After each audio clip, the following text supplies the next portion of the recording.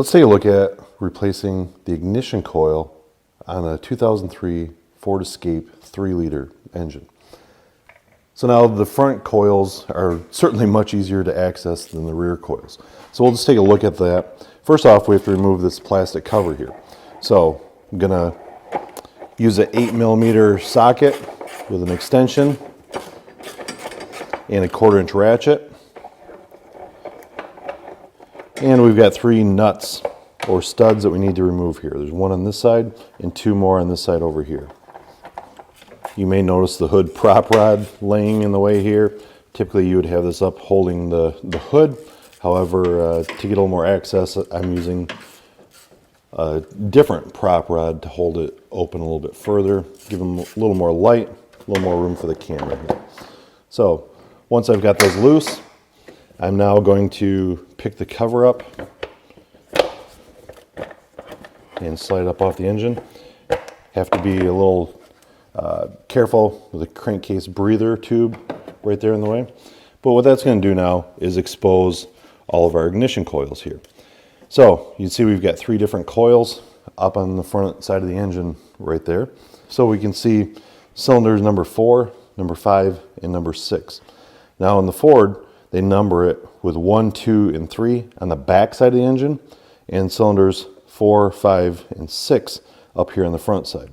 So let's take a look at replacing number 6 ignition coil here. And you can see I've just gone ahead and disconnected the electrical connector. Now it's important to note on the wire harness here, there is also a little number 6 here, and number 5 and the 4.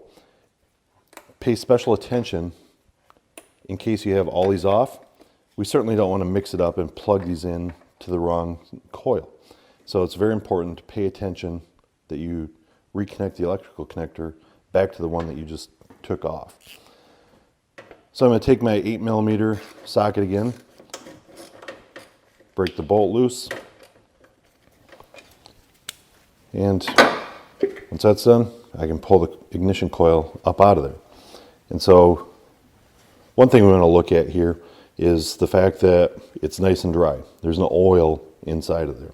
If there was oil, we'd want to replace the valve cover gasket here to prevent any oil or fluids, for that matter, running down inside the spark plug hole. Yes, we want to replace the spark plug at the same time, and once that's done, we can take our new ignition coil, insert it back into the hole. We'll put the bolt back in place. There, once I get this tightened back in place, I can now go ahead and make my electrical connection. And if we look over at the rest of the engine here, you can see, remember I told you the cylinders 4, 5, and 6. Now if you want to replace the coils for cylinders 1, 2, or 3, we're going to have to remove the upper intake plenum here. In order to do that, we're going to want to remove the throttle cables. There's several bolts holding the plenum in place here, several more vacuum lines, the EGR tube. If you're questioning how that comes apart, take a look at our video on how to replace the EGR valve itself. It shows you how to remove this. We're going to want to remove the air intake duct here, and there's several brackets along the back side of the intake. Once that comes up, the plenum comes out of the way, and it gives you easy access to those 3 ignition coils on the back side. When you're going to reassemble it, it's a very good idea to replace the O-rings here, or the seals for the plenum. There's 1 for each cylinder. So it's always a good idea to install the new seals. With that, make sure you have no vacuum leaks when you bolt it back together. Also, if you're going in here and replacing 1 ignition coil, it's not a bad idea to go to the other coils and replace the boots. Now you can see the boot here. It comes with the connector inside there. This basically conducts the electrical current from the ignition coil itself, carries it all the way through to the spark plug, which is inserted inside the boot here.